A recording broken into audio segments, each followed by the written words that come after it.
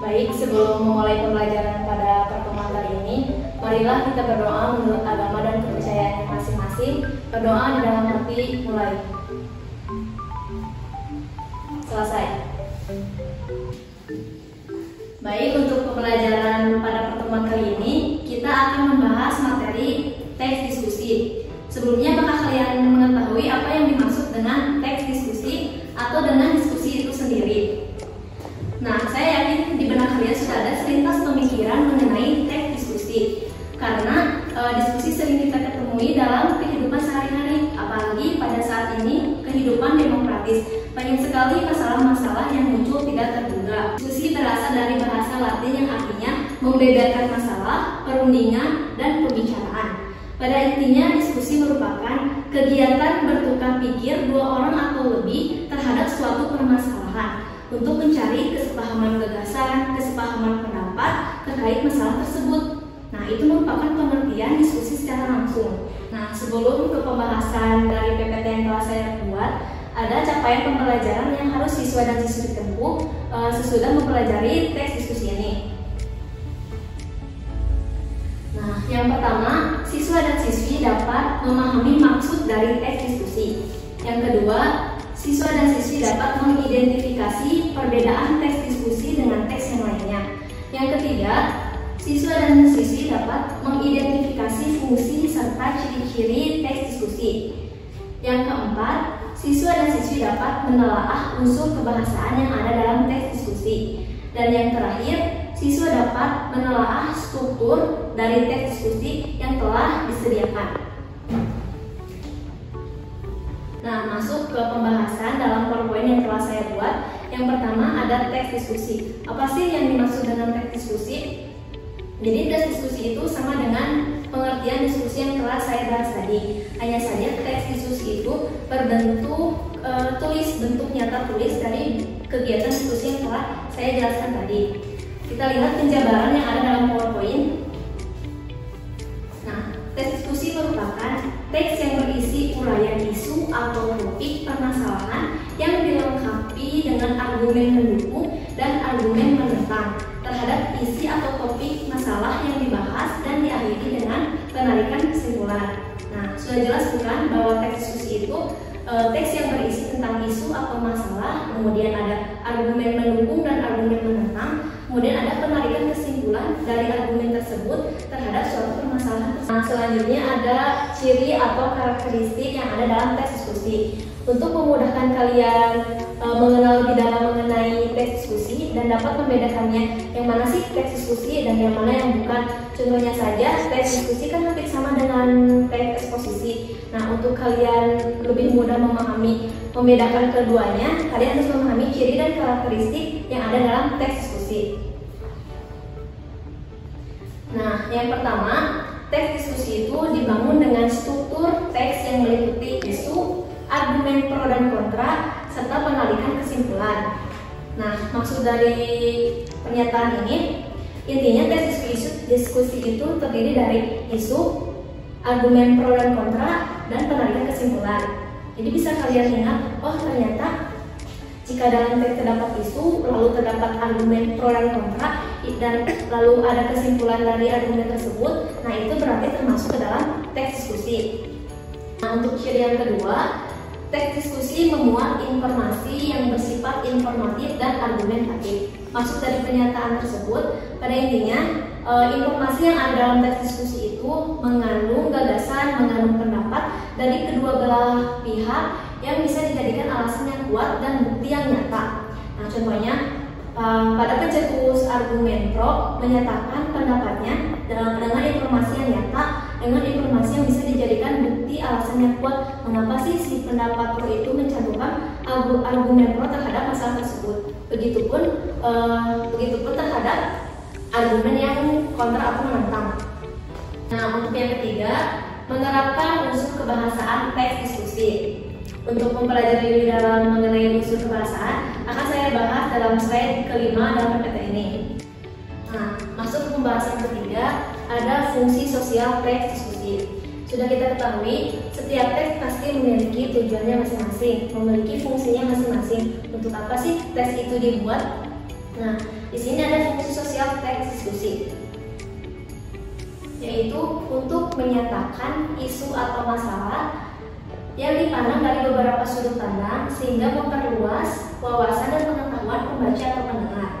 Maksudnya itu, jadi si pembaca dan si pendengar mengetahui argumen pro dan argumen kontra dari suatu masalah tersebut. Oh, ternyata argumen pro dari masalah ini itu adalah ini. Oh, ternyata argumen kontra dari masalah ini itu ini. Jadi menambah pengetahuan dan wawasan pembaca dan pendengar terhadap suatu masalah yang didiskusikan. Nah, insya Allah ya dapat kalian pahami. Nah, selanjutnya ada struktur teks diskusi.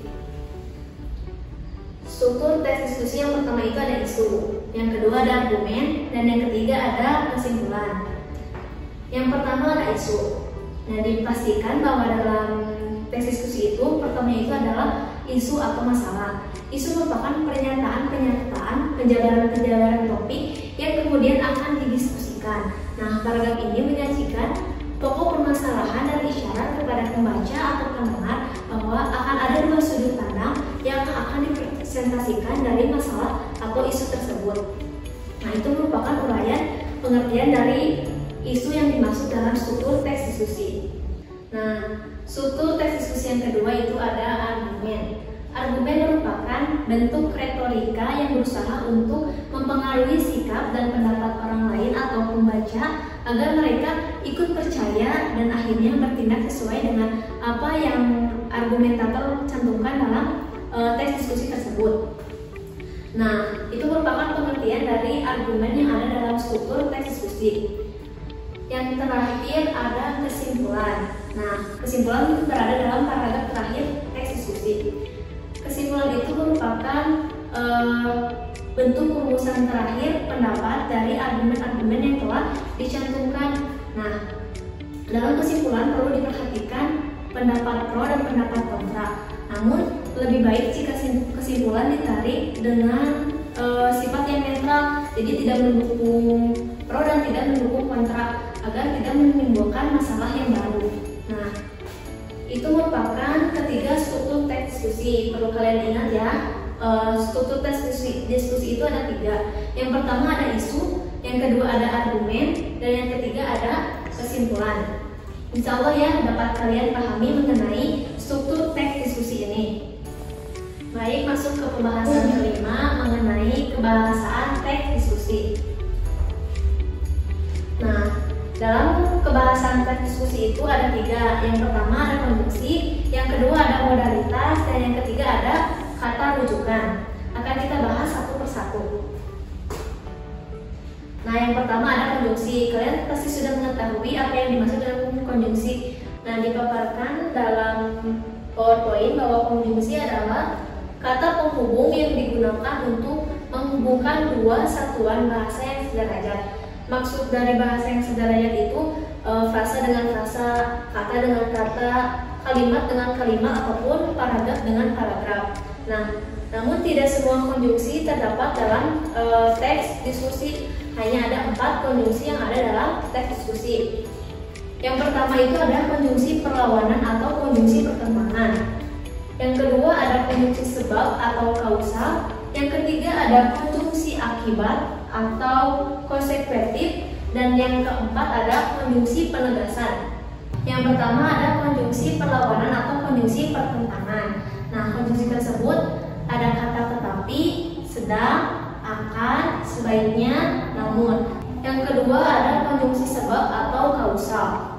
Konjungsi kausal itu digunakan ketika ada peristiwa itu terjadi, sebabnya apa? Nah, digunakan dalam konjungsi kausal. Contoh kata konjungsi kausal itu ada karena, oleh sebab itu, atau oleh karena itu.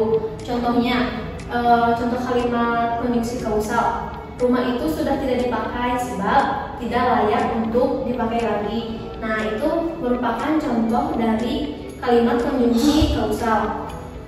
Kemudian ada konjungsi akibat. Konjungsi akibat itu hampir sama dengan konjungsi kausal atau konjungsi sebab. Hanya saja konjungsi akibat itu akibat dari peristiwa tersebut, sedangkan konjungsi kausal itu sebabnya. Nah, konjungsi akibat itu akibat dari peristiwa tersebut. Dan yang terakhir ada konjungsi penegasan. Konjungsi penegasan itu merupakan konjungsi yang digunakan untuk menegaskan suatu kalimat atau peristiwa tersebut. Contoh dalam konjungsi penegasan itu ada kata bahkan, kata yaitu, kata upama, kata apalagi, dan kata misal. Nah, itu merupakan 4 konjungsi yang ada dalam unsur kebahasaan teks diskusi. Nah, unsur kebahasaan teks diskusi yang kedua ada modalitas. Modalitas merupakan keterangan dalam kalimat yang menyatakan sikap pembicara terhadap hal yang dibicarakannya. Nah, perbuatan itu berupa perbuatan, keadaan, peristiwa, atau sikap terhadap lawan bicara. Nah, bentuk dari hal tersebut itu ada pernyataan, ada kemungkinan, ada keinginan, atau izin. Nah, itu merupakan unsur kebahasaan kedua dalam teks diskusi yang termasuk ke dalam modalitas. Contoh kata dari modalitas itu seperti semoga, seharusnya, mari, sungguh-sungguh, dan yang lainnya. Lalu yang ketiga unsur kebahasaan teks diskusi itu ada kata rujukan. Kata rujukan itu adalah keterangan lanjutan tentang suatu hal yang berdasarkan data dan merujuk pada pendapat. Nah, kata rujukan itu berfungsi untuk menjelaskan pemilik atau pemberi informasi, data, dan fakta yang digunakan dalam argumentasi. Nah, kata rujukan ini digunakan agar kalimat lebih efektif dan lebih efisien. Nah, itu merupakan 3 unsur kebahasaan yang ada dalam teks diskusi. Insya Allah ya, dapat kalian pahami mengenai unsur kebahasaan yang ada dalam teks diskusi. Nah, itulah yang dapat saya sampaikan mengenai materi teks diskusi pada pembelajaran pertemuan kali ini. Mohon maaf atas segala hilaf dan salah. Semoga ilmunya dapat bermanfaat sekarang, nanti, dan seterusnya.